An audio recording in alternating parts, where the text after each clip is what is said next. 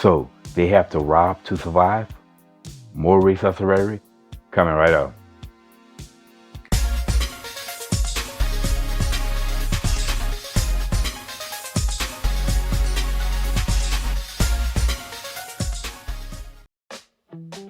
What's up, y'all? Welcome back to Common Sense Like the Reason. And as always, I want to say thank y'all for joining me today. So originally, I've had two types of racist rhetoric. One being end result thinking, and other being historical crime. But every time from time to time, I would have an example that I would have to struggle to try to fit into one of those two.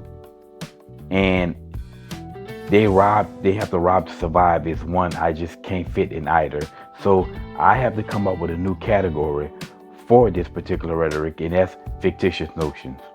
And the fictitious notions are examples of something that is just not happening, but black folks keep saying it. Either it has never happened, or it's not happening anymore. It's a behavior that's not happening anymore, and it hasn't been happening in a long time, or if more often than not, it's never happened.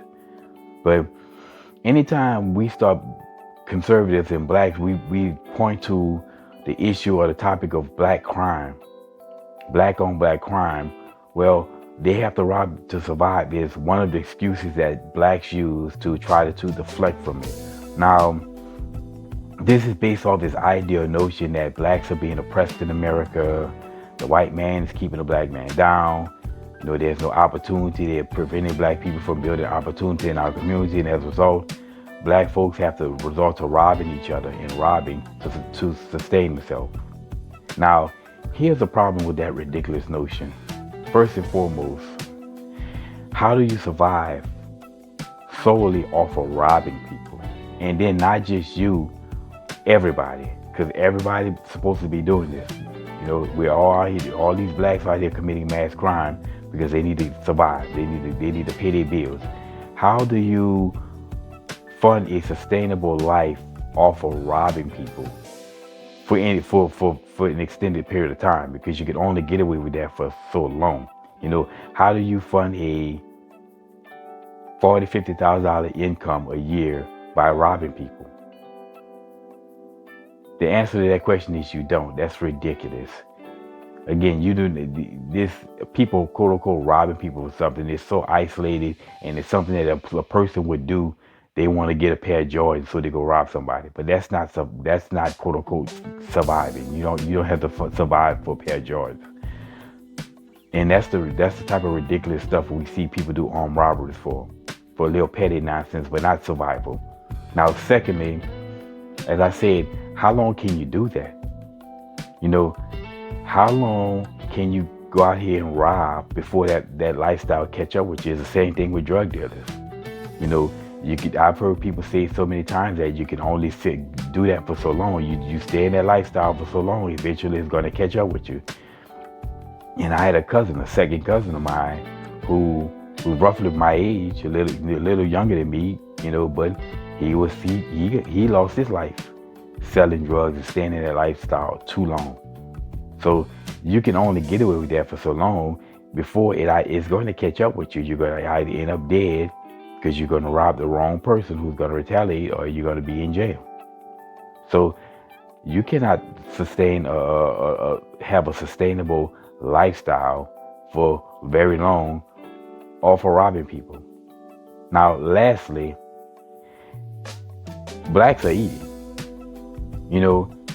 Where in America are all these black folks starving, or damn near starvation, to the point that they got to go out and rob and steal food to eat?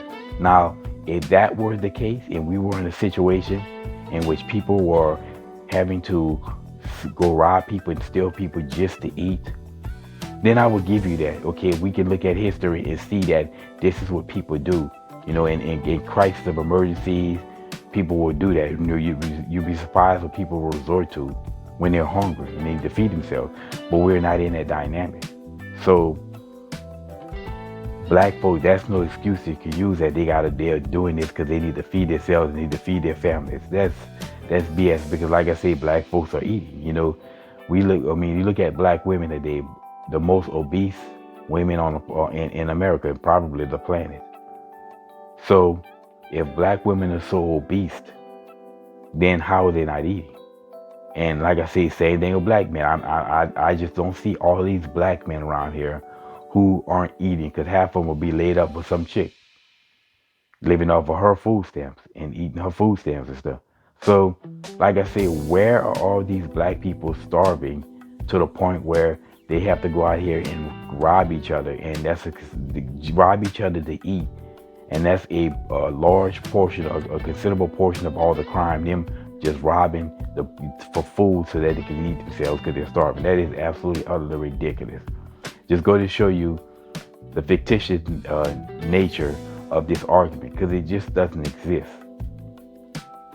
Black folks aren't starving, and there's no way, shape, or form that you can sustain a life off of just going around robbing people. Now, here's the question. Why the hell can't they just get a job?